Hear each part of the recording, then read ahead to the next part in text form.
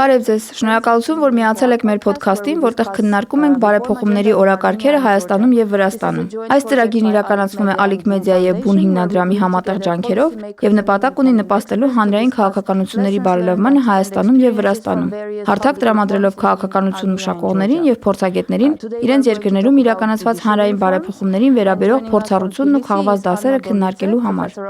Այսօր մենք խոսելու ենք դատաիրավական համակարգի փոփոխությունների վերաբերյալ։ Վրաստանից մեզ միացել է Աննա Դոլիձեն, իրավունքի պրոֆեսոր եւ հանուն ժողովրդի կուսակցության նախագահ, իսկ Երևանի մեր ստուդիայում մեզ է միացել Հայաստանի Հանրապետության միջազգային իրավական հարցերով ներկայացուցիչ Եղիշե Կիրակոսյանը։ Շնորհակալություն երկուսիդ էլ, որ միացել եք մեզ։ Քննարկումը վարելու համար ես կտամ մի քանի հարց եւ խնդրում եմ, որ պատասխանները չանցնեն 3-4 րոպեն, որպեսզի վերջում դուք էլ միմյանց հարցեր ուղղելու ժամանակ ունենաք։ Քննարկումը սկսելու նպատակով ուզում եմ ձեզ հարցնել ձեր երկրներում դատաիրավական համակարգի բարեփոխումների վերաբերյալ եւ քանի որ ցանկանում եմ, որ քննարկենք կոնկրետ բարեփոխումները, ժամանակային առումով եկեք սահմանափակվենք վերջին 3 տարիներով։ Աննա, կցանկանայի սկսել ձեր երկրի օրինակով։ Խնդրում եմ մի քիչ պատմել ձեր դատաիրավական բարեփոխումներից, որտեղ եք հաջողել, որտեղ եք սխալվել եւ ինչպես եք չափում բարեփոխումների արդյունավետությունը։ Ինչ է կարծում Վրաստանի հասարակությունը եւ քաղաքացիական հասարակությունը, արդյոք այս բարեփոխումները հաջող էին թե ոչ։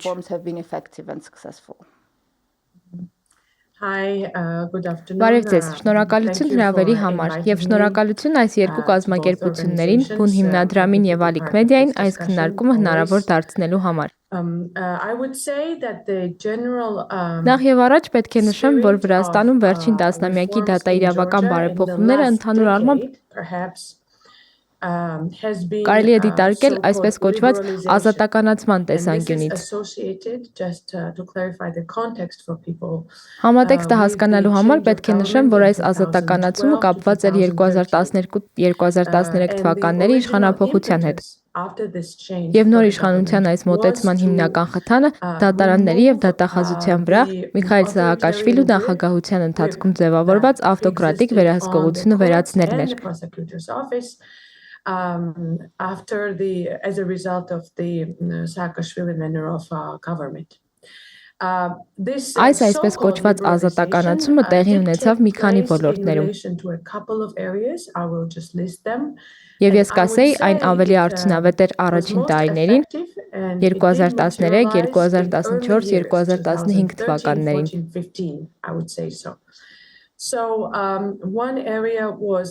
Առաջին բարեփոխումն իհարկե կալանքի որպես նախադատական կիրառման լռելիային միջոցի մեղմումն էր։ Նաև մեղադրանքների տոկոսների իջեցումը, որը նույնպես լռելիային կիրառվող միջոց էր։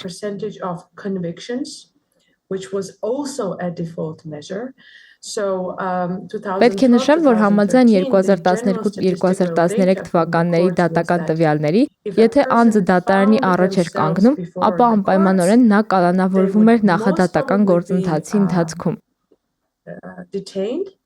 Անձին թույլ չէր տրվում ազատության մեջ եւ կամ գրավի կիրառման պայմանով սպասել դատական նիստերին, եւ գործերի 99%-ի պարագայում անձի մեղքը դատարանը համարում էր ապացուցված։ Այս երկու գործոնները վերանայվեցին եւ հիմա այս երկու մեխանիզմները այդքան խիստ կերպով չեն կիրառվում։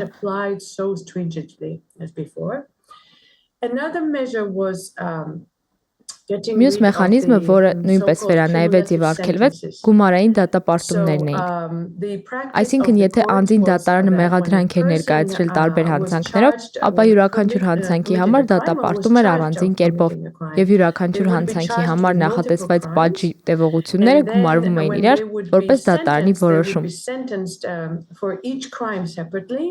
Այս պատճառով Վրաստանում դատապարտումները շատ խիստ էին եւ կարելի է ասել անհամաչափ։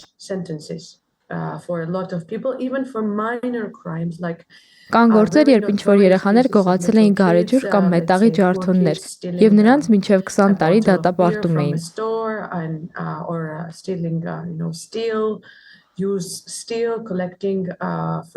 Երրորդ մեխանիզմը, որը իրապես բարեփոխեց համակարգը, զանգվածային լրատվական միջոցների դատարանում ներկա գտնվելու արգելքի հանումն էր։ Նախկինում ԶԼՄ-ները իրավունք չունեին ներկա գտնվել դատական նիստին։ Իսկ բարեփոխման արդյունքում Վրաստանի հանրային առաջին ալիքը կարող է ներկա գտնվել, տեսաձայնագրել եւ նյութեր պատրաստել, որոնք կարող են այլ ալիքներով նույնպես հեռարձակվել։ Դատավորի թույլտվության դեպքում բոլոր այլ ալիքները նույնպես կարող են ներկա գտնվել տվյալ դատական նիստերին։ Այս դրական բարեփոխումների ընթացքը սկսեց դանդաղել, հասնելով իր գագաթին 2015 թվականին։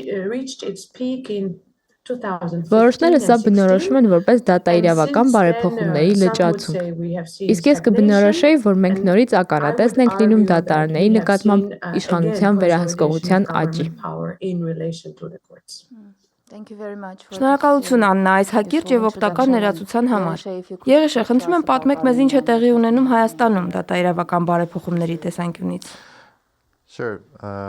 Շատ լավ, ես կփորձեմ հնարավորինս հակիրճ ներկայացնել, քանի որ վերջին տարիներին շատ բաներ են տեղի ունեցել դատաիրավական բարեփոխումների բնագավառում Հայաստանում։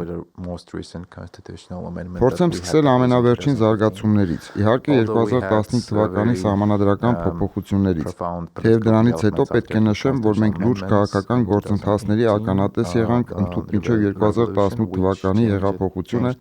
որն իր հերթին փոխեց գետնի վրա առկա իրադրությունների մասին շատերիս ընկալումները։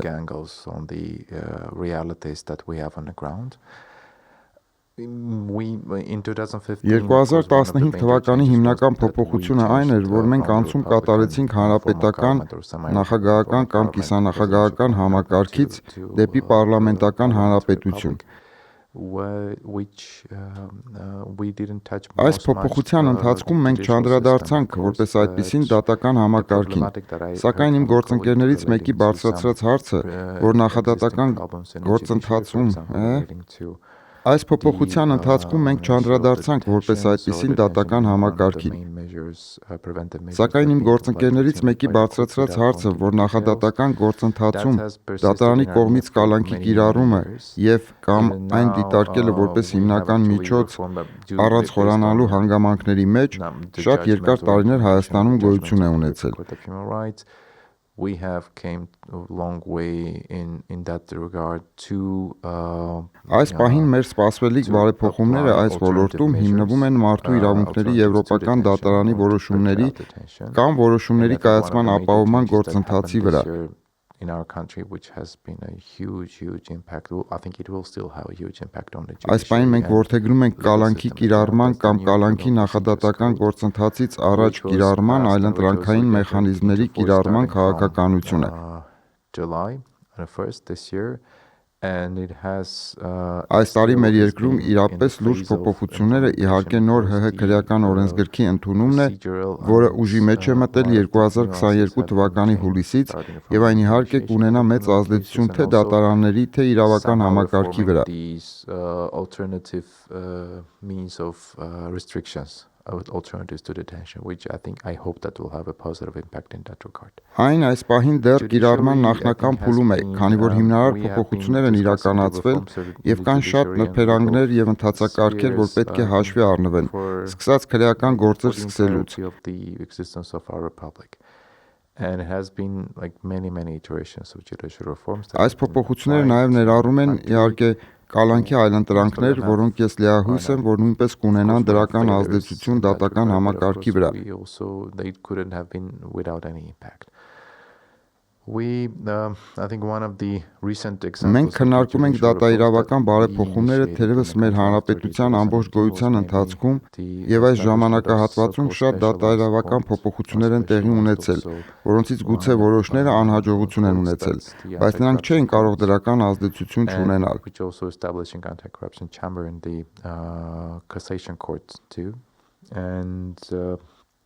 That's a new 2018 թվականից հետո մեր կողմից իրականացված դատաիրավական բարեփոխումներից պետք է առանձնացնեմ մասնագիտական դատարանների ստեղծումը։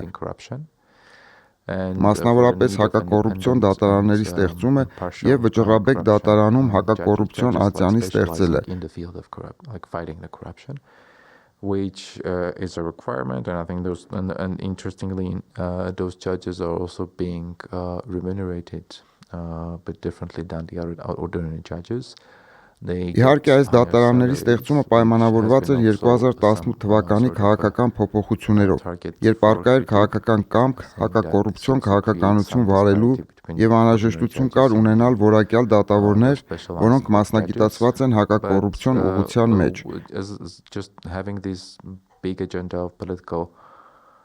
Political agenda fighting against corruption, maybe this justifies this tool that has been Այստեղ հատկանշական է, որ հակակոռուպցիոն ուղղության մասնագիտացված դատավորները ավելի բարձր են վարձատրվում, քան մյուս դատավորները, ինչը քննադատության է արժանացել, սակայն ընդհանուր հակակոռուպցիոն քաղաքականությունը գուցե արդարացնում է այս գործիքի կիրառումը։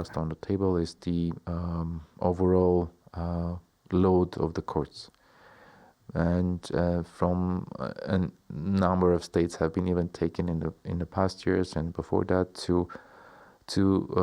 alleviate the court from Դատաիրավական ոլորտի հիմնական հարցերից է մնում դատարանների ընդհանուր ծանրաբեռնվածությունը եւ տարբեր մեխանիզմներ են ներդրվել, որպեսզի բեռնաթափենք դատարանների ծանրաբեռնվածությունը։ Relating, for example, affirming the payment orders, for example, which you do not need to go through. Սրանք այն գործերն են, որոնք կարող են լուծվել արտադատարանային տիրույթում։ One way of doing that. And some other areas where we need to Այդպիսի գործերի օրինակ է վճարումների պահանջի իրականացումը, որի համար հաստատապես պետք չէ գնալ դատարան կամ այդ գործերը արժանի չեն դատավորի ուշադրությանը եւ ժամանակին։ The issues or for example the efforts that now we're undertaking. Հարկավոր է ստեղծել անհրաժեշտ տարածություն եւ ժամանակ, որպեսզի դատավորներն ավելի լուրջ հարցերով խորամուխ լինեն։ As trying to somehow push forward these alternative means of dispute resolution, not only arbitration but also mediation. Այս ուղղությամբ նաև օգտագործելով մեր վրացի գործընկերների փորձը, մենք հակված ենք ստեղծել արբիտրաժային կենտրոն, որպես եւս մեկ այլընտրանք դատական գործընթացին։ But it has its own reasons why it's not active. But arbitration is also a very interesting area where we want, I think it. Մենք ոչ միայն կենտրոնանում ենք արբիտրաժի, այլև միջնորդության ինստիտուտի վրա։ Այդ պատճառով մի քանի տարի առաջ մենք միջնորդության մասին օրենք ենք ընդունել, որը ցավոք այնքան էլ շատ չի կիրառվում, ինչքան որ մենք կցանկանայինք, սակայն դա էլ ունի իր բացատրությունը։ Professional arbitrators in specific fields of dispute resolution that can create a very good environment, also a competition, sort of competition for, including for the courts too. Because that's also Վերադառնալով արբիտրաժի ինստիտուտի ներդրմանը պետք է նշեմ, որ անաչառ, անկախ եւ արհեստավարժ արբիտրաժի պարագայում երկրում կավելանա թե տնտեսական մրցակցությունը, թե մրցակցությունը դատարանների հետ։ Remuneration and social guarantees for the judges, which are I think among other things are one of the most important. Ես գիտեմ, որ այս պահին կառավարությունը եւ հատկապես արդարադատության նախարարությունը փորձում են ավելացնել դատավորների սոցիալական երաշխիքները եւ աշխատավարձերը, ինչը կօգնի ավելի արհեստավարժ եւ անկախ դատավորներ ունենալ։ Սրանք են այս պահին այն մի քանի ուղղությունները, որոնք կարող եմ նշել։ Come to my mind. Right now. Thank you. Yeah, we'll talk more. Շնորհակալություն։ Մենք դեռ կանդրադառնանք ավելի մանրամասն այս ամենին մի քանի րոպեից։ Դուք երկուսդ էլ խոսեցիք այն խնդիրներից, որոնք դեռ առկա են, եւ ես կցանկանայի հենց այդ հարցերին էլ մենք ուղենք մեր ուշադրությունը։ Աննա, խնդրում եմ նշել ամենաարդի խնդիրները, որ առկա են դատաիրավական համակարգում։ Եվ կցանկանայի, որ նշեք, թե որոնք են այն հիմնական խնդիրները եւ խոչընդոտները, որոնք թույլ չեն տալիս ունենալ իրապես արդար իրավական համակարգ։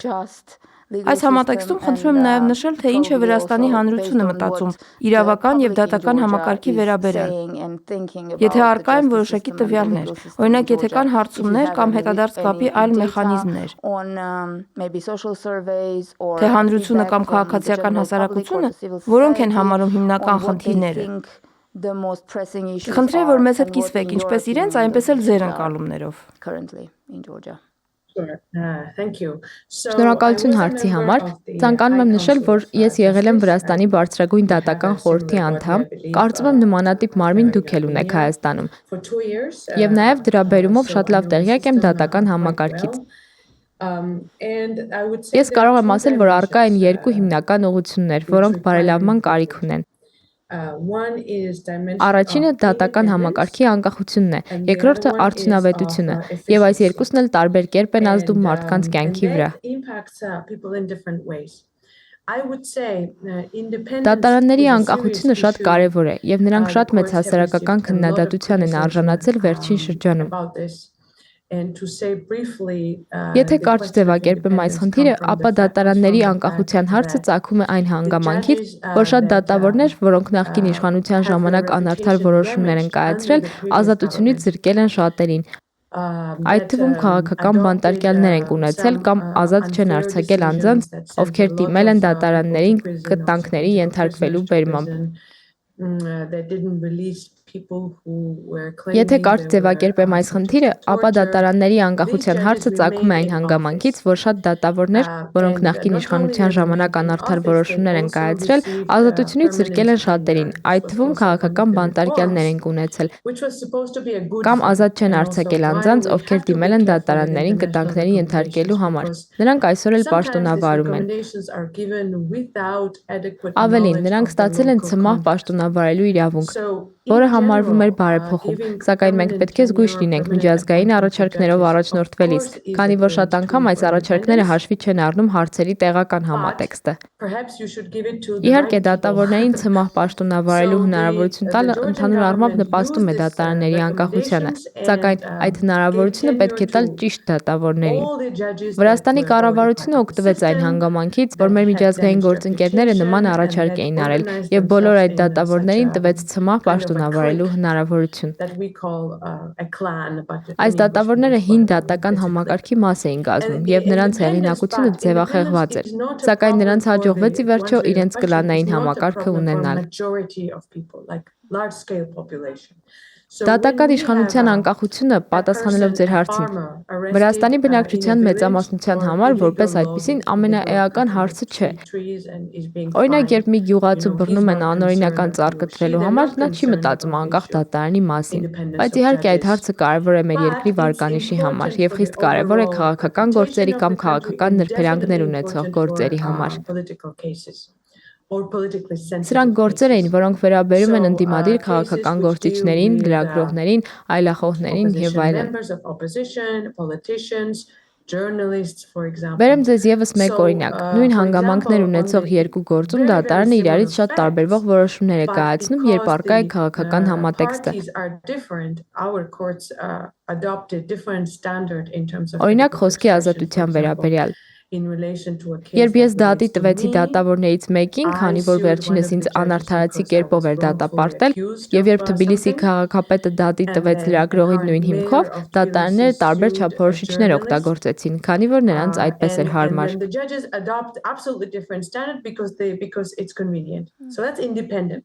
Ահա արդեն երկրորդ ուղղությունը, արդյունավետությունը, ներառյալ դատարանների ծանրաբեռնվածությունը, որի մասին խոսեց ձեր հյուրը, հուզում է մարդկանց մեծամասնությանը, այդ թվում նաև գործարարներին։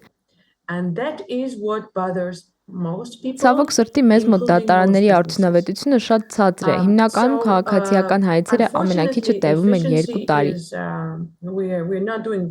Օրինակ հողի, բնակարանի վերաբերյալ վեճերը, բաժանությունը եւ այլն կտևեն տարիներ։ Սա իհարկե շատ վատ է պետության, մարդկանց, ինչպես նաև ներդրումային միջավայրի համար։ Այստեղ խնդիրը կապված է դատավորների քանակի պակասի հետ։ Վերջին անգամ, երբ ստուգեցի այս հանգամանքը, ԱՄՆ Միջազգային զարգացման գործակալության եւ ԵՄ կողմից արված ծավալուն հետազոտության արդյունքում պարզվում է, որ Վրաստանի դատական համակարգին պակասում է մոտավորապես 100 դատավոր արդյունավետ լինելու համար։ Մենք գրեթե միշտ ունեցել ենք 300 դատավոր, այնինչ արդյունավետ լինելու համար մեզ անհրաժեշտ է ամենաքիչը 400 դատավոր։ Քաղաքային դատարանում աշխատող մեկ դատավորին հասնում է մոտավորապես 600-ից 700 դատավարություն, ինչը նշանակում է, որ ոչ միայն նրանք չեն հասցնի զբաղվել այս բոլոր գործերով, այլև նրանք կարող են ստանալ կարգապահական տույժեր, քանի որ նրանք չեն հասցնում զբաղվել այս գործերով։ Իսկ սա իր հերթին նշանակում է, որ դատավորների անկախությունն է նվազում, քանի որ նրանց գլխին կախված են մնում հնարավոր կարգապահական տույժերը։ Սա իհարկե շատ վատ է թե երկրի, թե գործարար միջավայրի համար։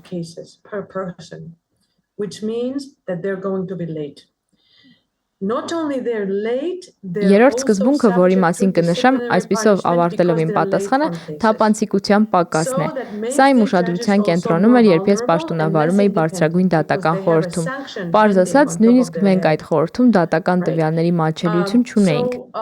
Էլ չեմ խոսում քաղաքացիների համար մատչելիության մասին։ Նույնիսկ ես իմ այն պաշտոնավարման ընթացքում պետք է վիճեի դատարանի ղեկավարի հետ, որպեսզի որևէ վիճակագրական տվյալ ստանայի։ Քանի գործ էր առկա դատարանում, քանի դատական վճիռ էր կայացվել, քանի բողոք կար։ Այս ամենը տեղի էր ունենում մի պարզ պատճառով. դատավորները չէին ցանկանում կիսվել որևէ տվյալով, քանի որ ցանկանում էին վերահսկել դատարանները։ Եթե ձեռքիդ տակ չունես տվյալներ, ապա չես կարող անել որևէ էական բարեփոխում։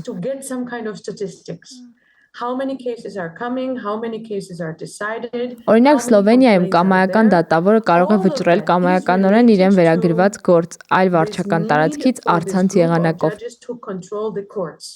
Չկա որևէ տրամաբանական պատճառ, թե ինչու մենք չենք կարող ունենալ նույն համակարգից Վրաստանում։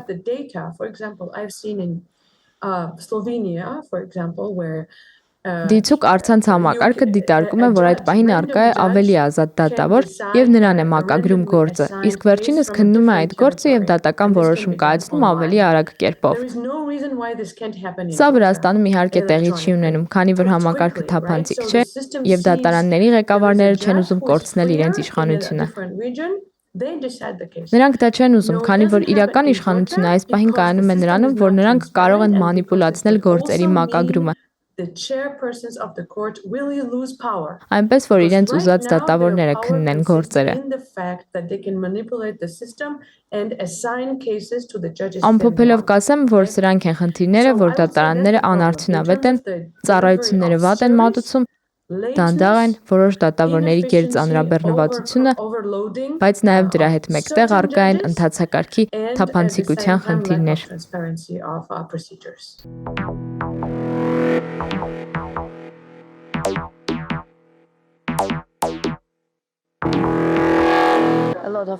Շատ հարցեր, որ դուք նշեցիք, իհարկե կան նաև Հայաստանում։ Եղիշեն նույնպես արդեն նշել է դատավորների գերծանրաբեռնվածության մասին։ Հետևաբար խնդրում եմ, որ մեզ պատմեք այլ խնդիրների մասին։ Եղիշե, if you could please talk to us about other issues because you already mentioned the load. What are some of the other issues that we have now? Sure. There are many issues actually. Maybe if we Դատաիրավական ոլորտի խնդիրները բազմազան են։ my colleague from Georgia described. Սակայն եթե շարունակենք մեր վրացի գործընկերոջ նշած տրամաբանական գիծը, այսինքն անդրադառնանք արդյունավետության եւ անկախության չափումներին, ապա պետք է նշեմ, որ արդյունավետությունը եղել եւ մնում է հիմնական խնդիրներից մեկը։ Շատ դատավորներ նշում են իրենց գերծանրաբեռնված լինելու հանգամանքը։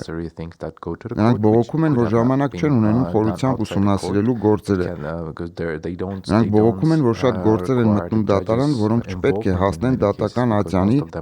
այլ պետք է լուծում ստանան արտադատարանական միջավայրում։ Այս գործերի պարագայում հարկավոր չեն դատավորներ, քանի որ նրանց մեծ մասը հստակ գործեր են, որոնք վերաբերում են վճարումների կարգավորումներին։ Մենք փորձել ենք այլ մեխանիզմների ներդրման միջոցով բեռնաթափել դատարաններն այս գործերից։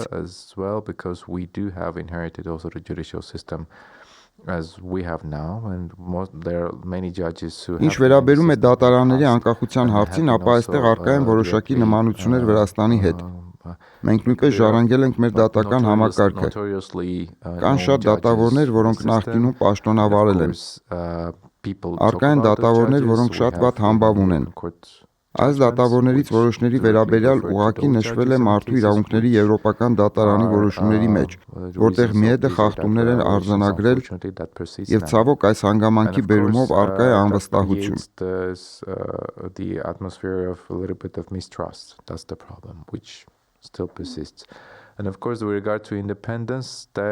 Ինչ վերաբերում է դատական իշխանության անկախությանը, պետք է հասկանանք, որ այն շատ ավելի խորը գաղափար է։ Դատական իշխանության անկախությունը ոչ միայն պահանջում է ինստիտուցիոնալ փոփոխություններ, բայց նաև երկարաժամկետ տարբերակում կրթական բարեփոխումներ։ Սա մի միտք է, որի շուրջ վերջին տարիներին ես շատ երկար եմ մտածել, քանի որ իմ կարծիքով անկախ դատավորի կարևորագույն հատկանիշներից մեկն անկախ մտածող դատավորն է։ Մենք խոսում ենք դատավորի մասին, որը մտածում եւ գործում է անկախ եւ ունի որոշակի փորձառություն։ Is an independently thinking judge, meaning judge who is thinking and functioning independently with some background. Կրթության կարևորության տեսանկյունից մենք պետք է հասկանանք, որ առկա կրթական համակարգը խորհրդային ժառանգության արդյունք է։ Իհարկե որոշակի կրթական բարեփոխումներ եղել են, սակայն սա բավարար չէ։ We are creating it right now, but still we need to go further, and that's why I think, and that's why. Այս ժառանգության արդյունքում է, որ մենք բարձրագույն իրավաբանական կրթությունից հետո ունենք այլ կենտրոններ։ On top of the basic law schools or law faculties, we have, for example, the Justice Academy, which is մենք ունենք Արդարադատության ակադեմիան, որտեղ հիմնական իրավաբանական կրթությունը ստանալուց հետո սովորում են եւ հետագայում հանձնում են քննություններ դատավոր դառնալու համար։ Եվ ունենք փաստաբանական դպրոցը, որտեղ նույնպես իրավաբանական կրթություն ստանալուց հետո անհրաժեշտ է սովորել եւ քննություն հանձնել, որպեսզի կարողանան զբաղվել իրավաբանությամբ։ Where you need to undergo a certain amount of training, then to sit for the exam, then to be able to practice law in a country. Իրական իրավաբանական կրթության բարեփոխման պարագայում այն անձինք, որ ավարտում են բարձրագույն ուսումնական հաստատությունը իրավաբանի որակավորմամբ, պետք է ընդամենը հանձնեն համապատասխան քննությունները եւ կարողանան աշխատել իրավունքի ոլորտում, լինի դա դատավոր, դատախազ, քննիչ, փաստաբան եւ այլն։ If you have a legal education, if you have a law faculty, that should be enough for every profession, that's be either judge or a prosecutor or an investigator to start working. Կրթությունը խիստ կարևոր է անկախ դատավոր ունենալու համար, քանի որ այն գիտելիքները, որ վերջինս ստանում է իր ակադեմիական միջավայրում, օգնում են ունենալ ավելի անկախ միտք, եւ այստեղ կարևորում եմ ոչ միայն գիտելիքը, որ նրանք ստանում են, այլև այն արժեքները, որոնք նրանք ստանում են կրթության հետ։ Is important in terms of independence of the judge, independence of court, and also trying to create, because the also not only the professional integrity. Իդեպ ես խոսում եմ ոչ միայն դատավորների, այլև դատախազների, քննիչների եւ մյուսների մասին, քանի որ սա մեկ ընդհանուր համակարգ է, որտեղ բարեփոխված կրթության միջոցով ստացված գիտելիքներն ու արժեքները խիստ կարևոր են։ Because that's also another problem that I think we still face in the educational system, and if you want to have purely մենք կարող ենք լուծել ի վերջո արդյունավետության հարցերը, կարող ենք ավելացնել դատավորների թիվը, կարող ենք սահմանել դատավորների քննելիք գործերի քանակը, կարող ենք ստեղծել այլ մեխանիզմներ արտադատարանային լուծումներ գտնելու համար։ The efficiency problem still persists, but efficiency problems are easy to resolve. You can resolve them. Բայց դատական իշխանության անկախության համար մեզ անհրաժեշտ են ավելի խորը բարեփոխումներ։ You can try to create some other mechanisms to help to direct, for example, or some disputes to alternative dispute resolution set. But for the independence, համոզված եմ, որ այդ անկախությանը հնարավոր չէ հասնել կարգավորումների, դատավորների կարգապահական տույժերի միջոցով։ Իհարկե սրանք կարևոր հանգամանքներ են, սակայն երկարաժամկետ կտրվածքով հնարավոր չի լինել գտնել լուծում միայն այս ուղղությամբ շարժվելով։ Այո, առկա են շատ խնդիրներ, եւ թերևս ես այսքանով եզրափակ եմ։ Maybe I'll stop here then. Thank you. I hope the governments Ես լիահույս եմ, որ Վրաստանի եւ Հայաստանի կառավարությունները կընկալեն թե քաղաքացիական հասարակությունից, թե հանրությունից եկող այս ուղերձները, որոնց մասին դուք նշեցիք, եւ աշխատում են այս հարցերը լուծելու շուրջ։ Քանի որ մեր ժամանակը սահմանափակ է, ես ցանկանում եմ ձեզ հնարավորություն տալ միմյանց հարցեր ուղղելու։ Եղիշե, դուք ինչ կցանկանայիք հարցնել Աննային։ Anna, please. I don't have a particular question. Ես որպես այդպիսին հարցեր չունեմ, քանի որ գործընկերը շատ մանրամասն ներկայացրեց Վրաստանում առկա իրավիճակը։ Any feedback, any closing remarks if you and then we'll No, it's interesting for me to Թերևս ինձ հետաքրքիր է Վրաստանի միջազգային արբիտրաժի կենտրոնի ՎՄԱԿ-ի Ռիահույսեն, որ ճիշտ եմ ասում, հապավումը գործունեության մասին որոշ մանրամասներ։ Ցանկանում եմ հասկանալ ինչպես է այն գործում, ինչպես է դրա գործունեությունը ազդում դատարանների վրա։ Արդյոք այդ կենտրոնը հայտնի է դառնում Վրաստանում։ Արդյոք գործարար համայնքը վստահում է դրան։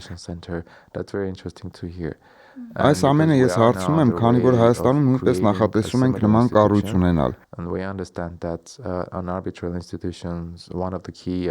Այս պարագայում արբիտրաժի անկախությունը, այսինքն կառավարության չմիջամտումը, շատ կարևոր հանգամանք է, հետևաբար ցանկանում էի հասկանալ վրացական փորձը։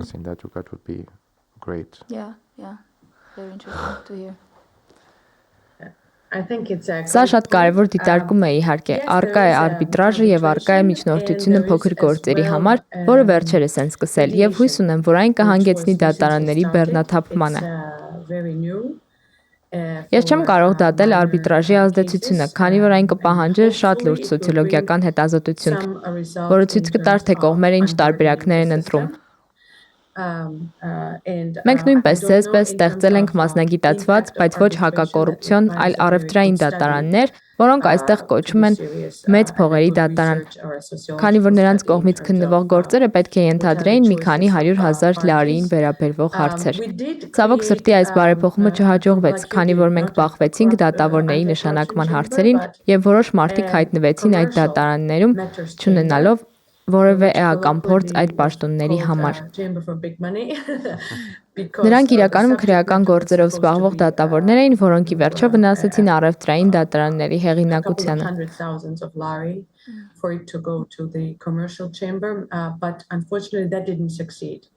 Because the appointment issue was again a problematic there. Some people ended up on the chamber that had no experience and that they were basically criminal law judges and that they damaged the reputation of the commercial chamber. Բայց ես հարց ունեմ իմ գործընկերներին։ Yes,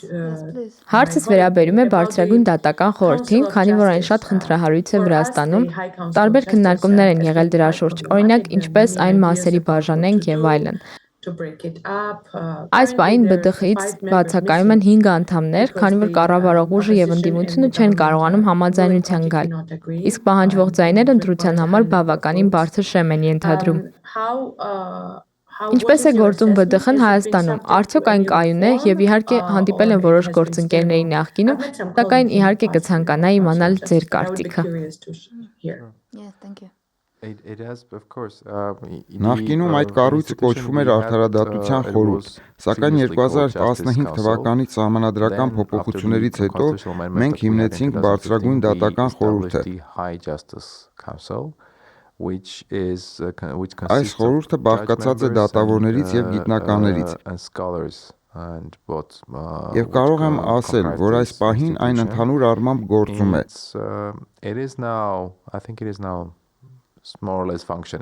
Իհարկե մենք վեճեր ունեինք, թե ինչպես էր աշխատում Արդարադատության խորհուրդը նախկինում, եւ այս պահին էլ առկա է վեճ մեդում ընդդեմ ԲԴԽ-ի վարույթների իրականացմանը։ Եվ մենք պատրաստվում ենք այդ վեճին այս պահին։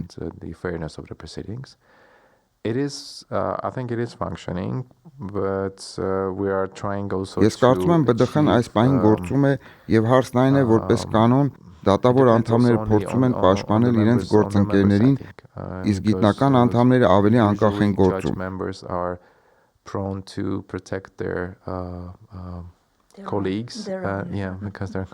Ընդհանուր տրամաբանության տեսանկյունից սա կարելի է ասել բավականին արդար մոտեցում է, քանի որ դատավոր անդամներն իրենց տեսանկյունից են դիտարկում դատավորների նկատմամբ հնարավոր կիրառվող կարգապահական տույժերը։